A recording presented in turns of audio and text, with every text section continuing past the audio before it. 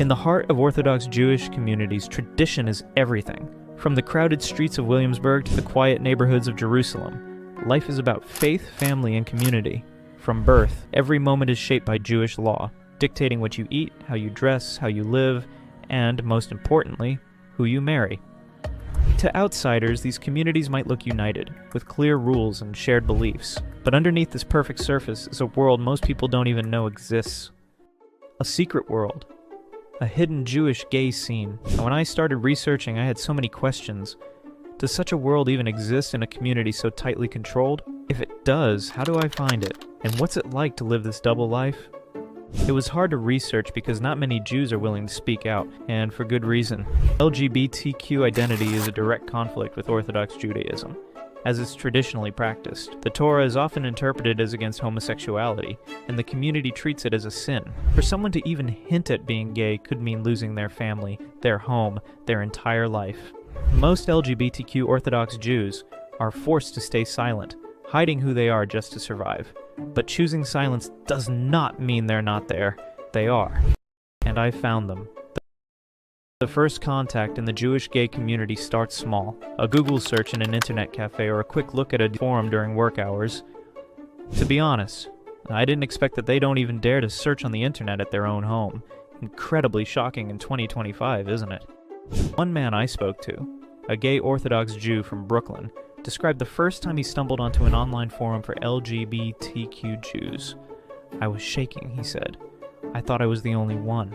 Suddenly I wasn't. These online spaces are hidden and buried deep in private groups or encrypted chats. They're places where people can ask questions, share their stories, and feel a little less alone. But the secret world doesn't stop online. In cities with larger Orthodox populations, New York, London, Jerusalem, these connections sometimes move offline.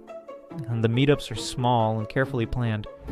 They might happen in rented apartments, public parks late at night, or even hotel rooms far from their neighborhoods. Everyone arrives separately, using fake names or no names at all. A quick hello, a cautious look, and then finally a real conversation. One woman I spoke to described her first secret gathering. She's a mother of 4, married to a rabbi and deeply respected in her community. A few times a year she slips away to meet others like her. When I found out about these meetups, it was like breathing for the first time, she said. I could finally talk openly about everything I've been hiding. For these Jews, the hidden gatherings are life-changing because they can finally talk openly about their feelings with people who understand the difficulties in the Jewish community as well. But there's always a risk. If they're discovered, the consequences are serious. Public shaming, thrown out of their community, even losing their children. One woman put it bluntly, one wrong move and my entire life is over. The secret gay scene in Orthodox Jewish communities isn't just a place. I discovered that it's a whole network, a delicate web of encrypted messages and carefully hidden meetups. For those who find their way in, it's a chance to be themselves.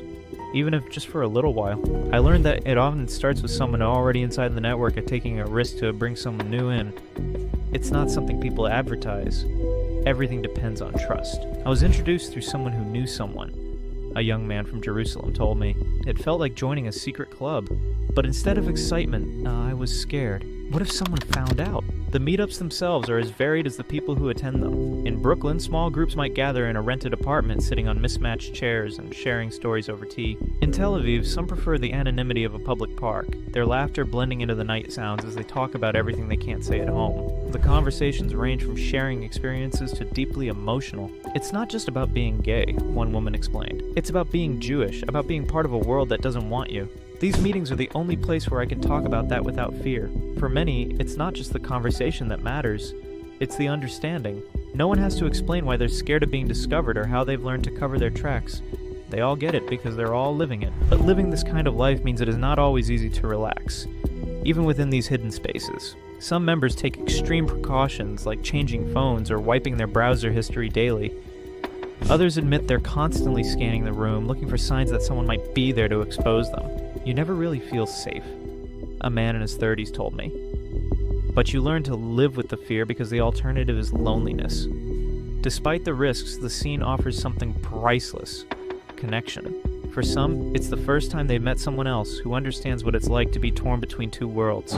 When I walked into my first meetup, I wanted to cry, one attendee shared. It was like realizing I wasn't broken, I wasn't alone. Romantic relationships sometimes form within the network, but they come with challenges. Some couples choose to stay hidden, meeting in secret and pretending to be strangers in public. Others try to navigate a path toward openness, often with heartbreaking results. One man shared the story of his first boyfriend, who decided to marry a woman to stay in the community. He told me he loved me, the man said, but he loved his family more. For women, the stakes are often even higher. Many are married to men they care about but don't love romantically. Leaving isn't just about personal freedom, it's about disrupting the entire family. I could never leave my kids, one woman told me, but for a few hours I can leave the lie behind. What hit me most was how these secret spaces aren't just about survival, like I expected. They're about finding joy. Besides all the fear and heartbreak, there's laughter, dancing, even moments of hope. The secret gay scene isn't perfect. It's fragile and messy, filled with people trying to balance faith, family, and identity in ways that often feel impossible. But for those who found it, it's proof that they're not alone and that they never were. Living in the secret gay scene comes at a cost. If I'm found out, I lose everything. A father of 3 explained. Not just my place in the community, but my family, my friends, my kids' futures. I can't afford that, so I don't visit the gatherings anymore. The consequences aren't just mine to bear. This stress is common for all the community members. For some, the pressure becomes too much. A young man shared his struggle with depression, saying, "I prayed every day for the strength to keep going, but some days it feels like God isn't listening." Others told me about the people they've known who couldn't keep going, who felt their only way out was to disappear, sometimes forever. And yet, there's hope. Slowly, change is starting to come, driven by the brave people who refuse to stay silent. Organizations like Eshel and Jewish Queer Youth are creating safe spaces for LGBTQ Orthodox Jews. They host anonymous support groups, provide resources, and advocate for inclusion within religious communities. "We're not here to tear down tradition," one organizer explained. "We're here to make room for everyone within it." Some rabbis are beginning to listen. While most Orthodox leaders hold firm to traditional interpretations of Jewish law, a handful are exploring ways to offer compassion. Rabbi Stephen Greenberg, the first openly gay Orthodox rabbi, has been a trailblazer, telling to not see LGBTQ individuals as sinners, but as human beings worthy of love. Younger generations, raised with access to the internet and exposure to diverse ideas, are asking questions their parents never dared to. "Why can't we welcome everyone?" one young woman asked. "If God made us all, doesn't that mean He made them too?" For many in the secret gay scene, these changes are life-changing. "I don't expect full acceptance in my lifetime," one man told me, "but knowing that people are fighting for it, that keeps me going." The journey toward acceptance is slow, and for now, the secret gay scene remains hidden. But its existence is proof to those who refuse to give up on themselves or their faith. As I wrapped up my research, one story stuck with me. A woman in her 40s, married with children, shared how she came out to her best friend. "I thought she'd hate me," she said. "Instead, she hugged me and said, 'I don't understand it, but I still love you.' That was the first time I felt like I could breathe. This will stay with me forever." This story isn't just about one community, it's about all of us. It's a reminder to listen, to understand, and to create a world where no one has to hide who they are. Because at the end of the day, we all deserve to live honestly and freely. Subscribe to my channel and I will provide much more unique content about issues that are rarely discussed within our community. Thank you so much for watching.